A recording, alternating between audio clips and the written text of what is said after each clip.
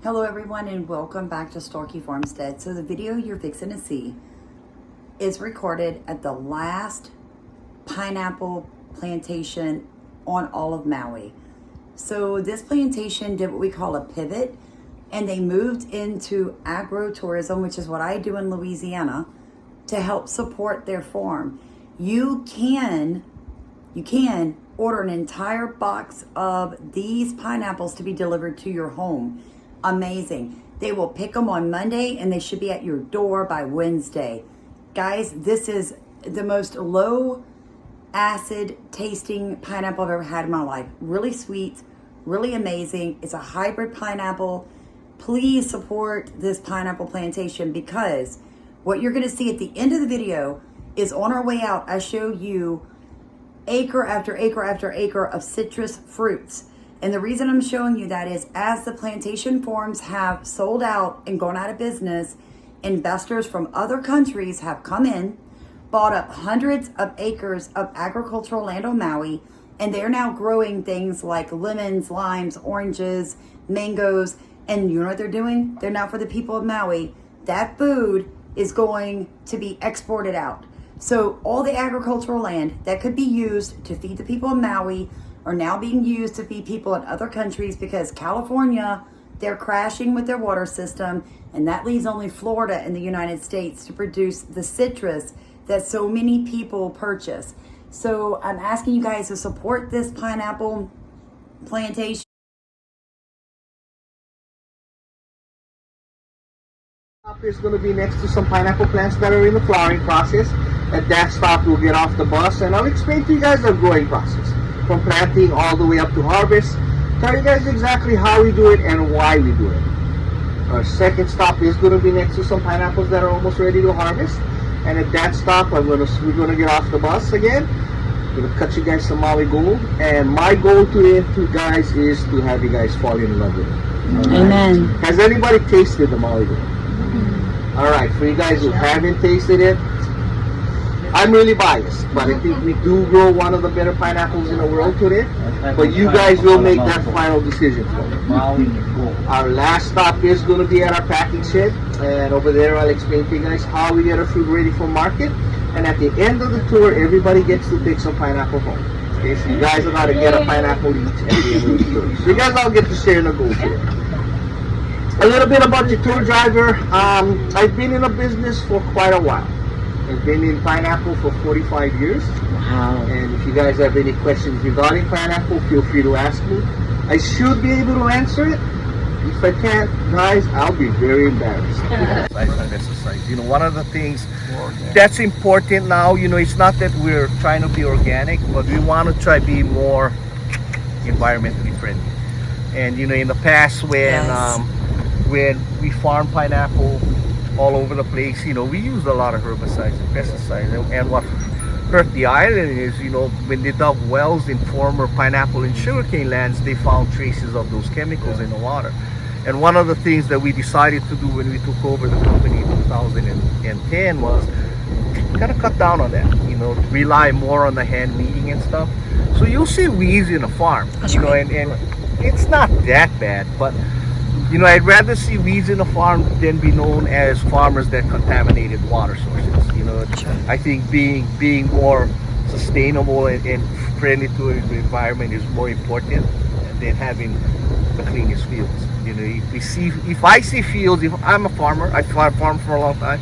If I see fields that are totally clean, that means they use a lot of stuff. In about the 5th or 6th weeks of flowering, so you can see the petals here. And you rarely see petals on different levels of the fruit as they develop. Because when the fruit starts to flower, you don't flower from the bottom of the fruit. Bottom always petals first. Every week after that, the next level comes out in petals, the bottom layer dries out. So you never see more than one layer of pineapple flowering at the same time. When we were a cannery operation, we always planted the crowns. Crowns were readily available. All we did was take the crown off the fruit and left the crowns on the plant, and we took only the fruit to the cannery. Now that we're a fresh operation, we don't have the crowns available because they all go to market. The Maui Gold variety is pretty unique as the fruit develops on the stem or the peduncle of the plant, it also develops quite a bit of planting material in the form of what we call slips. These are slips here. This one has 5 of them. So theoretically, from this one plant, we can get 5 different plants. We don't need it though, but what it does is it gives us the opportunity to select the better planting material. So the process is this. When the fruit is ready to harvest, we're going to take off the fruit, and all of our fruit is harvested by hand. We're going to let the slips grow out for about another month or so. And in about another month, they'll get to be about this size. Once they get to be about this size, we'll strip all of them off. We'll keep the bigger ones, the smaller ones, we'll just break them off and leave them on the plant. And once we do that, what it's going to do is it's going to trigger that plant to start the reproduction phase. And then once we take off the slips, the mother plant, the plant that supported that first fruit, will start to die off. And then from there, you're going to see shoots coming up from the root system of the plants. And then that's going to produce your next. Take off the crown. Hold a fruit, hold a crown. Just twist in opposite directions. The crown comes off. Let the crown dry out in the sun for about a week or so. Okay? All you want to do is cure it. When you plant it, you're going to plant it only 2 to 3 inches deep. Make sure the center of the crown sticks out of the soil, because that's where your new growth is going to come from. When you plant your plant, you're going to plant it in about a 7-gallon pot. And the reason you want to plant it in a pot is you want to be able to bring it indoors and outdoors. Okay?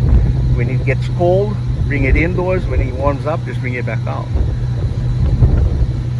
When you water your plant, you're going to water it like you're watering a succulent. Okay? You're going to water it, let it dry before you water it again.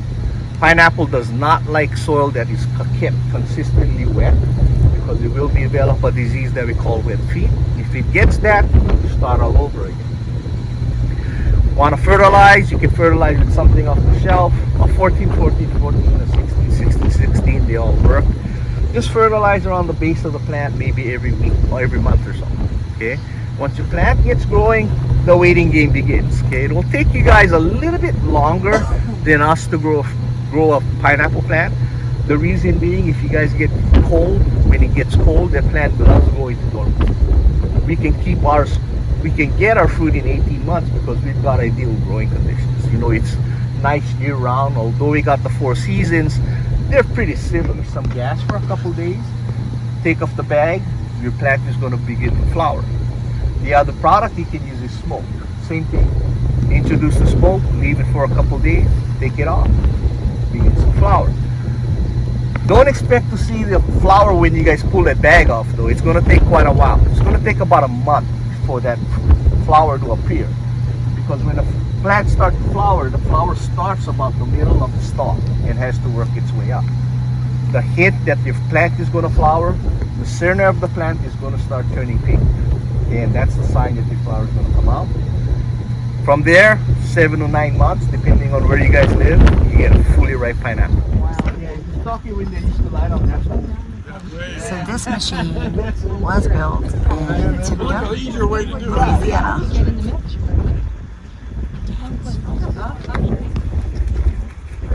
This is the part I kind of dread the most, because now if you guys taste the fruit and it doesn't taste good, then I'm a big liar.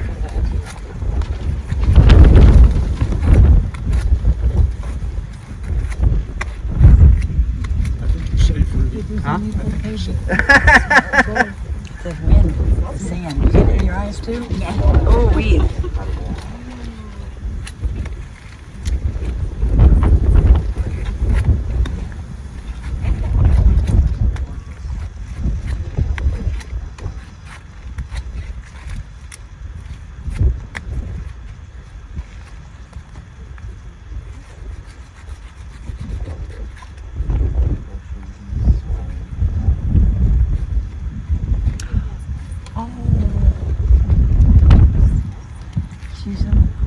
Like a plate.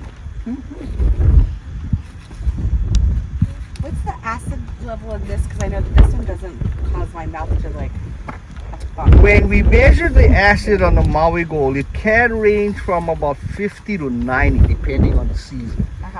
So when the ratios are at about 50, you don't have to go high on the bricks. You can only go. You can go to about about an 11 at 50.50 because you're going to take the bricks and divide it or multiply it by the I don't even acid. Okay. So as long as you have a BA ratio or a bricks to acid ratio of over 20, you're good to go. It'll taste good. Thank you. Okay. So we're drying our okra and our corn this year, the stalks and our black gold sunflower seed stalks, and we're going to be converting that into feed, so I can secure the food for the animals on the property. Yeah. I'll hold this up like this. I don't have to have byproducts from companies that I don't want, you know. Oh, it's delicious. Yeah, it's really good. Big difference from once you get back home. Oh yeah, it's not acidic at all. Like, you know, like she's right. Pineapple tends to make you have like a burning stomach. This is so good. Yeah, if you eat a fruit that's not that is acidic, it'll burn your mouth. Wow, that's delicious. Oh wow. Yeah, little seeds. Yeah.